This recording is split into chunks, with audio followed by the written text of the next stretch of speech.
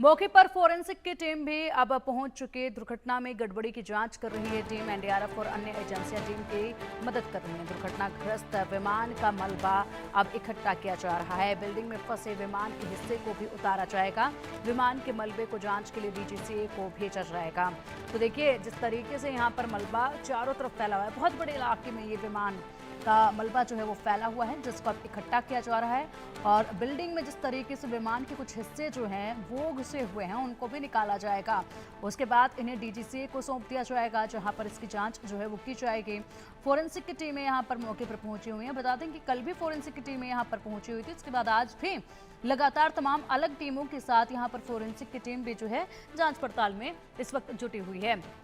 चारों तरफ सिर्फ मलबा ही मलबा नजर आ रहा है। अब इस मलबे को उठाने का काम जो है वो शुरू हो चुका है और इसी के साथ अब इस मलबे को हटाया यहां से जाएगा और साथ ही साथ इस एक एक टुकड़े को जो है बारीकी से जांच के लिए आगे भेजा जाएगा।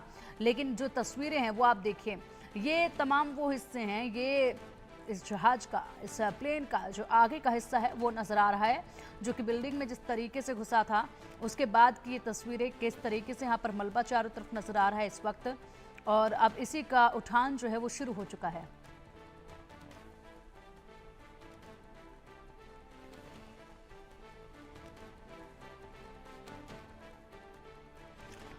और चलिए, अब चर्चा के लिए हमारे साथ हमारे खास मेहमान जुड़ चुके हैं। पूर्व पायलट एयर इंडिया के मनमथ कुमार राउतरे। सर, बहुत स्वागत है आपका इंडिया न्यूज पर। नमस्कार मैडम, नमस्कार जी सर, ये दुर्घटना जो है वो पूरे देश ने देखी और न केवल देश ने बल्कि तमाम दूसरे देशों ने भी देखी है। ऐसे में लगातार बहुत से सवाल अभी भी बने हुए हैं और बहुत सारे अपडेट भी सामने आ रहे हैं। एक अपडेट जो सुबह सवेरे सामने आया वो ये आया कि जो पायलट सुमित सबरवाल थे उन्होंने मैसेज दिया था और मैसेज ये दिया था कि प्लेन उठ नहीं रहा है और लाइट जो है वो बिल्कुल भी नहीं नजर आ रही है और ऐसे में यहाँ पर अब प्लेन बचेगा नहीं। इसके अलावा और भी चीजें उन्होंने अपने संदेश में कही थी। नहीं, मुझे लगता नहीं है कि इतने सारे बात करने के लिए इतना टाइम था। वो मेडे कॉल के बाद बस इतना बताया होगा कि जो प्लेन के जो थ्रस्ट हैं, जो पावर है, वो पावर कम मिल रहा है। बस इतना बोल के वो अपने काम पे लग गए होंगे।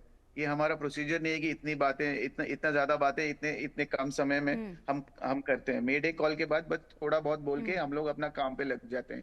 जो हमारा जो भी डिफिकल्टी होगा, जो भी इमरजेंसी आया होगा, उसको उस पे निपटने के लिए हम लोग लग जाते हैं हम्म। उसी काम पे। इनके पास ज्यादा टाइम तो था नहीं, 20 घंटा। मैं ये जहाज पाँच पाँच साल तक उड़ा रहा था। मैं इसी में कमांडर था। कैप्टन सुमित मेरे खुद के ट्रेनर थे, उनके अंडर मैंने ट्रेनिंग भी लिया है। बहुत बहुत नजदीकी हमारी रिलेशनशिप है। उनको मैं बहुत बहुत अच्छी तरह से जानता हूँ और बहुत अच्छे इंसान है, बहुत टैलेंटेड पायलट्स हैं।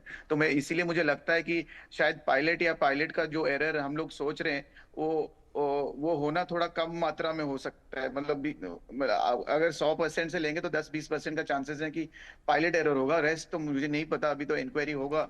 नहीं, जो मनमत जी, फ्लाइट जिस डेटा तरीके रिकॉर्डर। से यहाँ पर जांच पड़ताल की जा रही है उसमें पायलट का एरर अब तक साफ तौर पर नजर नहीं आ रहा है और उस पे संदेह जो है अभी तक जा भी नहीं रहा है, क्योंकि जो जानकारियां अभी तक सामने आ रही हैं वो खामी थी। और जिस तरीके से आपने अभी जानकारी दी कि उनके अंडर, सुमित सबरवाल के अंडर रहकर आपने ट्रेनिंग की है, बहुत करीब से आप उन्हें जानते थे और बखूबी उनके एक्सपीरियंस को भी आप समझते थे, जानते थे और उनका एक्सपीरियंस बेहद ज्यादा था और बेहद ही माने गए वो पायलट रहे थे। जो जो वीडियोस और जो दृश्य हम लोग देख रहे हैं, दो दो वीडियोस, उसको जूम करके ज्यादा क्लियरली दिख नहीं रहा। दो चार चीजें, लैंडिंग गियर है, फ्लैप्स है, थोड़े बहुत तो इधर उधर हैं। वो जिस फेज से टेक ऑफ कर रहे हैं वहां पे थोड़े से गड़बड़ से लग रहा है हमें।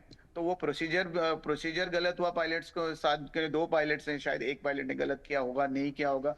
तो इसीलिए मैं बोला हूँ 10-20% चांसेस हैं कि पायलट से एरर हो सकता है। लेकिन हम्म। मेजर मेजर जो प्रॉब्लम है, जो थ्रस्ट नहीं मिल रहा है इनको, वो भी 400 फीट और 600 फीट में, क्योंकि हम्म। टेक ऑफ अगर हो सकता है, टेक ऑफ अगर हुआ है तो पूरा थ्रस्ट मिल रहा था।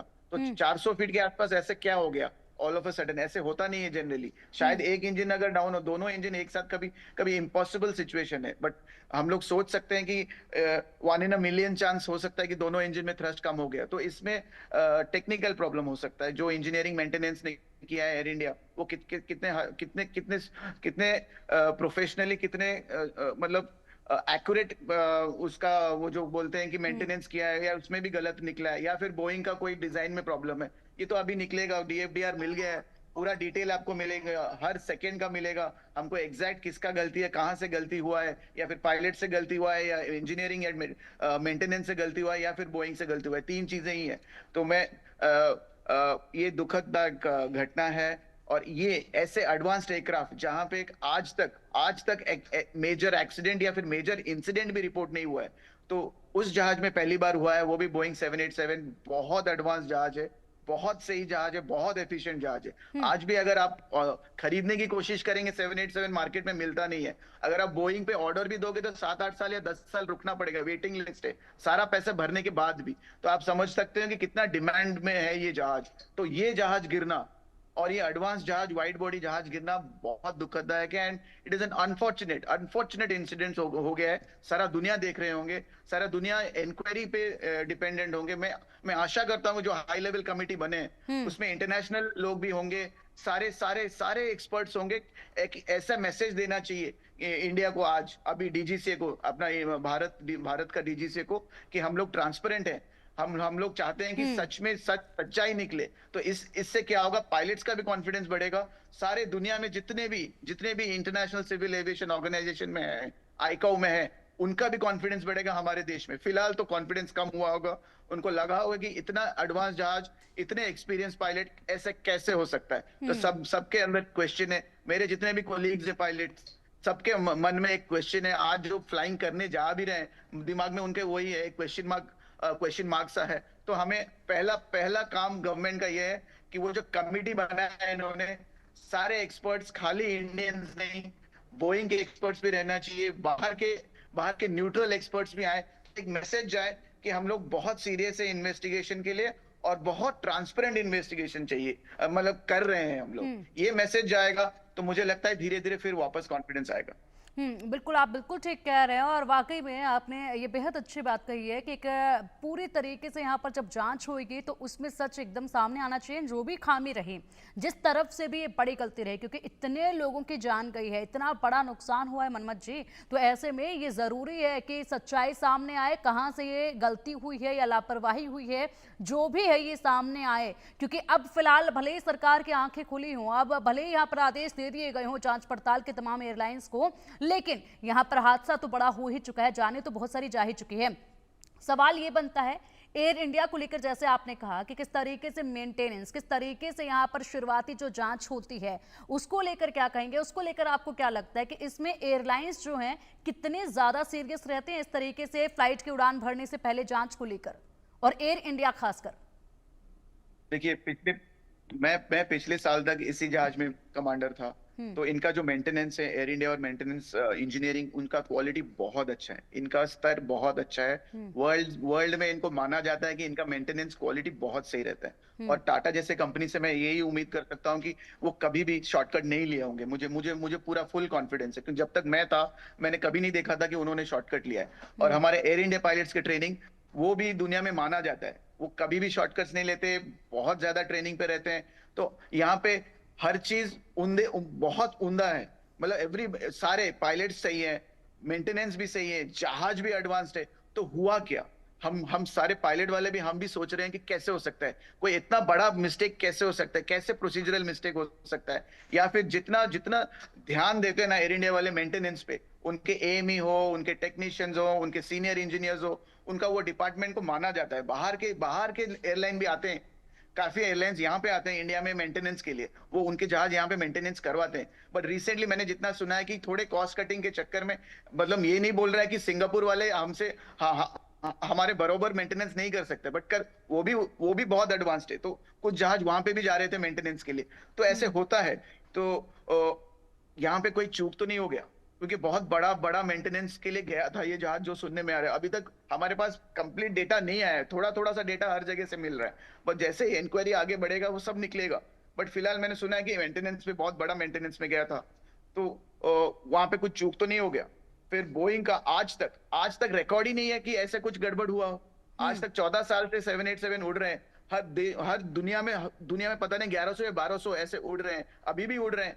तो हम लोग अगर जितना जल्दी इंक्वायरी आए, और थोड़ा, मतलब मैं बोल दूं कि एक प्रिलिमिनरी रिपोर्ट जो होता है, जो कॉज है, अगर एक बार थोड़ा बहुत भी हमें पता चल जाए, तो जो मनोबल है पायलट्स का फिलहाल, जो हम्म। मनोबल अभी गिरा हुआ है कंप्लीटली, तो वो मनोबल को थोड़ा ऊपर लाने के लिए हमारे सब सब पूरा सोसाइटी का, पूरा गवर्नमेंट का, पूरा डीजीसीए का ये कर्तव्य है कि एटलीस्ट जो प्रिलिमिनरी हमें ये पता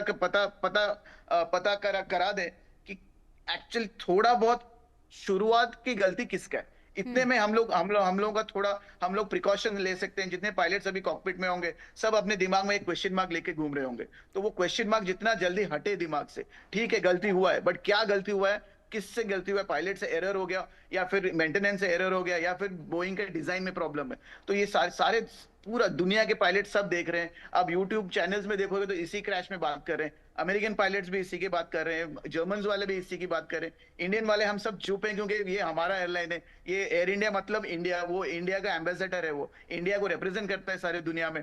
तो हम लोग सब दबे पड़े हैं थोड़े से, तो मनोबल बढ़ाना है।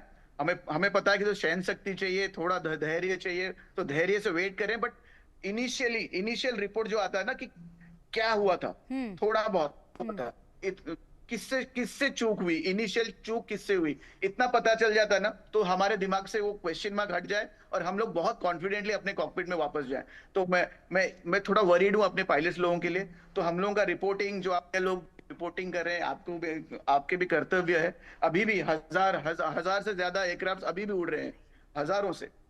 अब पूरा हम्म। गिन लोगे इंडिया में तो कुछ नहीं तो 1500 जहाज अभी भी उड़ रहे हैं, सारे पायलट्स ड्यूटी में जा रहे हैं, बट सबके दिमाग में क्वेश्चन मार्क चल रहा है, चाहे वो बड़ा जहाज हो या छोटा जहाज हो।